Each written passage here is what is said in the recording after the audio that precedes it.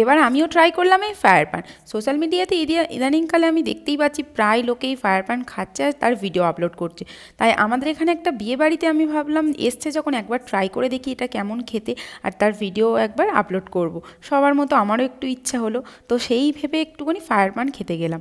But এখানে লোকটা দেখে আমার তো খুব হাসি পাচ্ছিল, কারণ এই ধরনের কাজ কারবারের জন্যই হয়তো তাকে রাখা, কিন্তু তার এই কাজ কারবারগুলো দেখে কেন জানি না আমার খুব হাসি পাচ্ছিল। আর তার সঙ্গে আমাকে যে কাজগুলো করতে বলছিল সেগুলোতে তো আমার আরও বেশি লজ্জা করছিল বলতে পারো সবার সামনে। তো কেমন একটা লাগছিল, কিন্তু তবুও একটু করে নতুন কিছু এক্সপিরিয়েন্স হলো। তো বিয়েবাড়িতে খাওয়া দাওয়া করে উঠে একটা আইসক্রিম খেতে খেতে ভাবলাম এই সাইডে এসে দাঁড়াই, তখনই এই ফায়ার পানের স্টলটা দেখতে পেয়ে এদিকে চলে আসছি।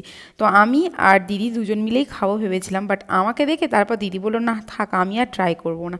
কিন্তু এই যে ফায়ার পানের আগুন ধরানোর জন্য যে মশলাটা দিল, এই মশলাটা গালে দেওয়ার পরে আমার তো ঠিক কেমন কেমন একটা লাগলো, ঠিক আমার ভালো লাগেনি এর টেস্টটা।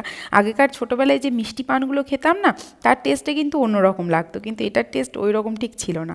তো আমাকে বলেছিল যে একটা পান গালে দেবে আর একটা পান হাতে দেবে, হাতেরটা ধরতে হবে। তো আমি তো ট্রাই করে যাচ্ছি, কিন্তু আমার এত হাসি পাচ্ছিল যে হাসতে হাসতে আমি লাস্ট পর্যন্ত ধরতেই পারিনি।